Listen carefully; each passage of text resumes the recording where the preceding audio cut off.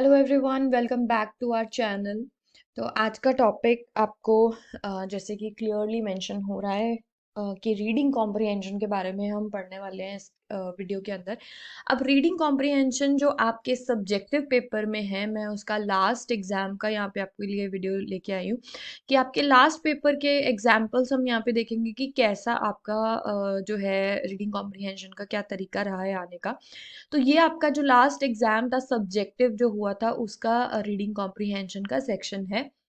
तो मैं आपको रीडिंग कॉम्प्रिहेंशन जैसे आपको ये बताना चाहती हूँ कि जो रीडिंग कॉम्प्रिहेंशन है उसको पढ़ने की टेक्निक्स क्या हैं, प्लस उसको कैसे आप टाइम सेविंग तरीके से पढ़ सकते हैं और अच्छे से आंसर कर सकते हैं, क्योंकि यहाँ पे आपको लिख के आंसर करना है।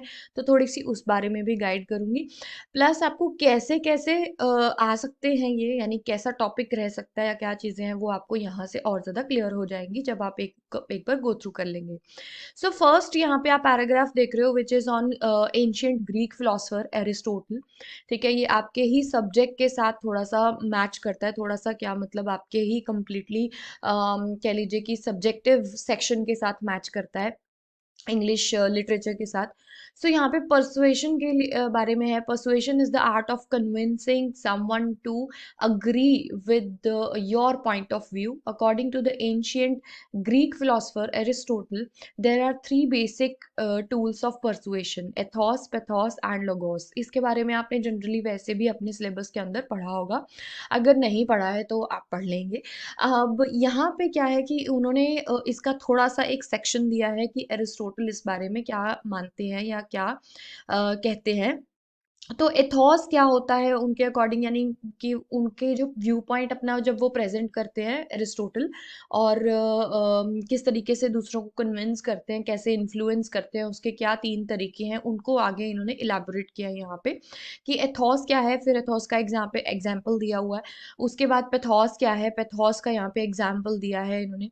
ठीक है, उसके बाद लोगोस क्या है, और लोगोस का भी एग्जाम्पल दिया है कि यहाँ पे तीनों तरीके से एक्सप्लेन किया है। ठीक है जी। उसके बाद उनके यूसेजेस बताए कि कैसे एरिस्टोटल ने उनको यूज किया है। So this is all about this paragraph जो आपको पेपर में आया हुआ है। तो कुछ इस तरीके से आपको पैराग्राफ्स आ सकते हैं।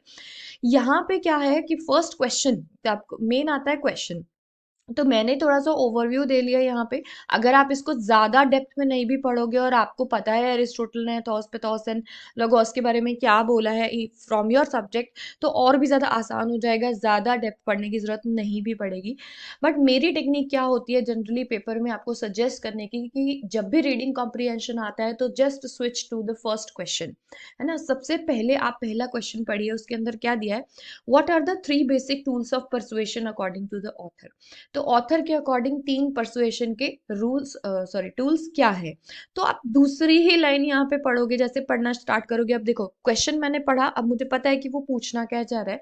तो जहां ही मुझे वो चीज मिलेगी, there are three basic tools of persuasion: ethos, pathos and logos. अब आप ये देख लो कि क्वेश्चन कितने नंबर का है, 2 नंबर का है ना।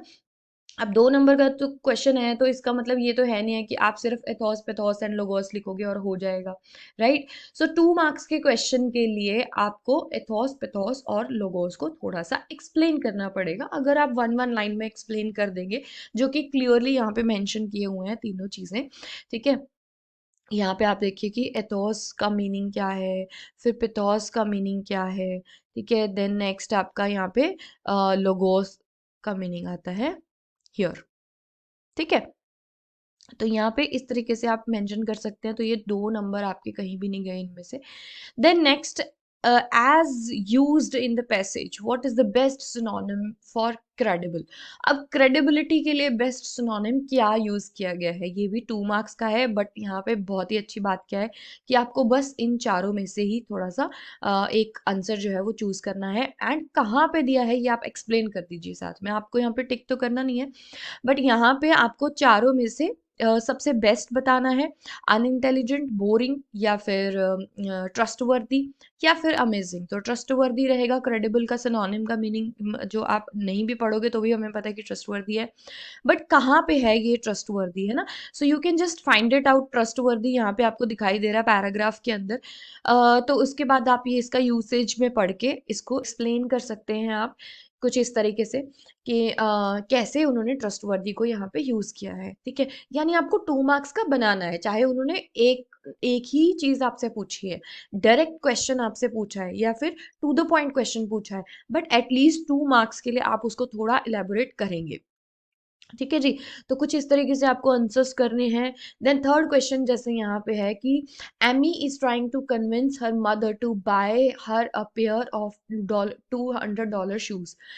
She says mom the shoes I have are really old and ugly. If I don't get these new shoes, everyone at school is going to laugh at me. I will be so embarrassed that I will want to die. तो ये किस तरीके का persuasion है। तो आप ऊपर के एग्जाम्पल्स पढ़ेंगे, एथॉस पेथॉस, सीधा स्विच करेंगे एग्जाम्पल्स पे। अब इससे क्या हो रहा है ना, जब आप क्वेश्चन टू पैराग्राफ कर रहे हो तो आपका टाइम वेस्ट नहीं हो रहा है। एक तो आपको पता है कि मुझे पढ़ना क्या है पैराग्राफ में से, यहाँ पे आपको सिर्फ एग्जाम्पल्स देखने हैं एथॉस पेथॉस और लोगोस के, ठीक है। तो उसके हिसाब से आपको बताना है कि ये एग्जाम्पल किस पे बेस्ट सूट बैठता है और क्या इसका आंसर रहेगा, फिर आप उसको एक्सप्लेन भी करेंगे प्लस, ठीक है। Then according to the passage, how can logos build ethos, तो लोगोस और एथोस को कैसे बना सकता है, ठीक है। अभी तक तो ये आपको इतना पैराग्राफ पढ़ के वैसे ही पता चल जाएगा। Then according to you which is the most effective tool of persuasion, give one reason. आपकी अपनी चॉइस का आप रीजन दे सकते हैं और आपके हिसाब से बता सकते हैं कि लोगोस एथोस और पेथोस में से सबसे ज्यादा इन्फ्लुएंस करने का सही तरीका कौन सा है, ठीक है जी।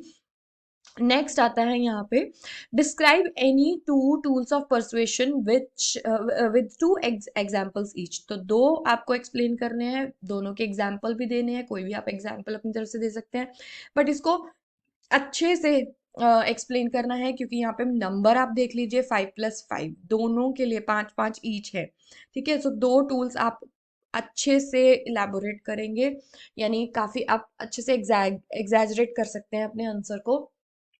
एग्जाम्पल्स जितने चाहे उतने डाल सकते हैं, उन्होंने वैसे बोला है 2 एग्जाम्पल्स देने हैं हर एक के, यानी अगर आप 2 लिख रहे हैं तो 4 एग्जाम्पल यहाँ पे आपको मेंशन करने ही करने हैं, ठीक है। वो नहीं करने हैं जो पैसेज में है, उसके अलावा आपको मेंशन करने हैं।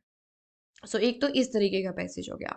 Now there is another passage, read the passage and answer the questions that follows. तो ये भी कुछ इसी तरीके से है, ये रेनेसां ह्यूमनिस्ट के ऊपर है, ठीक है। इसके अंदर भी आप यहाँ पे देख रहे हो ग्रीक्स के बारे में है। तो ये भी आप, मैं पूरा पैराग्राफ मैं नहीं पढ़ने वाली हूँ, मैं जस्ट क्या करूँगी, सीधा ही क्वेश्चन के ऊपर जाऊंगी। मैं हर बार आपको यही चीज़ बोलती हूँ जब भी मैं रीडिंग कॉम्प्रिहेंशन के बारे में वीडियोस बनाती हूँ या कभी भी कहती हूँ किसी भी कॉम्पिटिटिव एग्जाम में, आप सबसे पहले क्वेश्चन पढ़िए।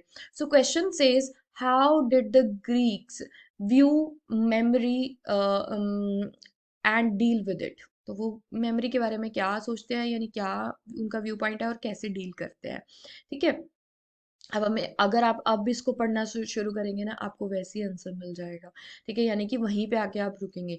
सो येट्स takes us back to the Greeks who held memory to be the plumbing of one's soul and a vital tether between the sensory world and the eternal form। तो कुछ इस तरीके से वो मेमोरी को देखते हैं, मेमोरी को एक पर्सोनिफिकेशन की तरह देखते हैं, ठीक है। सो इस तरीके से आप आंसर्स को ढूंढ सकते हैं। आपको पूरा पैराग्राफ पढ़ोगे, फिर क्वेश्चन पे आओगे, फिर आप भूल जाओगे कि वो लाइन मैंने कहाँ पढ़ी थी।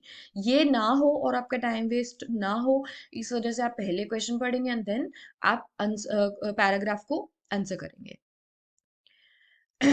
एंड हाँ, एग्जैक्ट आंसर्स या एग्जैक्ट लाइंस लिखना अवॉइड कीजिएगा पेपर में। बहुत सारे बच्चे ये करते हैं, हम कोई 7th 8th या फिर हम कोई 10th क्लास का ये नहीं लिख रहे हैं, वैसे तो वहाँ भी ऐसा नहीं किया जाता है कि मान लीजिए यहाँ से पेरेंट्स से लेके यहाँ तक बहुत सारे बच्चों को मैंने ये करते हुए देखा है। सो अवॉइड दिस थिंग कि आप पूरा ही यहाँ से लेके यहाँ तक अगर आपको आंसर दिख रहा है तो वो लिख दीजिए, नहीं।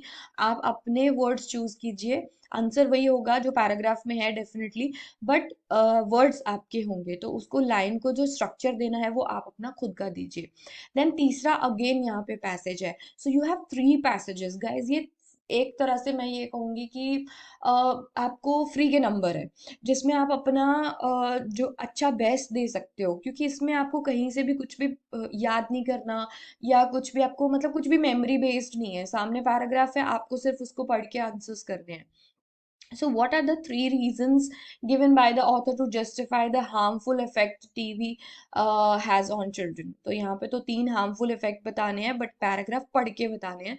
तो आपने पहले क्वेश्चन पढ़ लिया, अब आपको पढ़ते पढ़ते ये पता चल जाएगा, फर्स्ट या सेकंड पैराग्राफ में ही आपको तीन रीजंस मिल जाएंगे कि टीवी देखना क्यों हार्मफुल होता है बच्चों के लिए. ठीक है, जैसे यहाँ पे action for children television.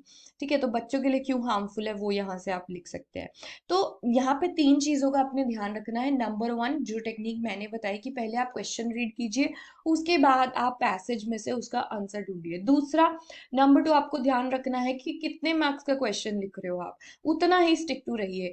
2 number का है तो कितना पैराग्राफ में दोगे, 5 नंबर का है तो कितने पैराग्राफ्स में दोगे, ये चीज ध्यान में रखनी है. ऐसा ना हो कि 2 नंबर का था और आपने 5 नंबर जितना लिख दिया, तो वो भी वेस्टेज ऑफ टाइम ही होगा एक तरह से. ठीक है, सो नंबर्स का आपने ध्यान रखना है. और तीसरा, जैसे मैंने कहा कि पैराग्राफ को एग्जैक्ट कॉपी नहीं करनी है, आप पैराग्राफ से चीजें उठाएंगे लेकिन अपने शब्दों में उसको लिखेंगे.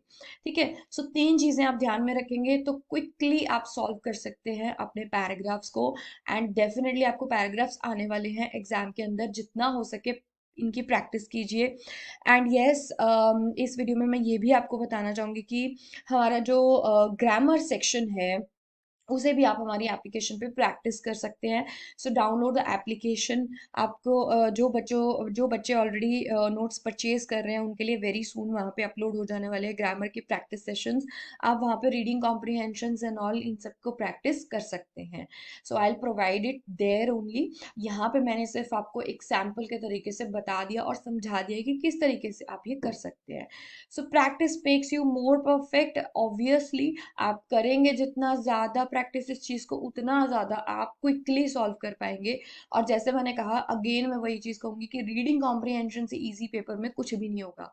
ठीक है, सो ये ज़रूर प्रैक्टिस करके जाइए. Thank you and stay tuned for next video.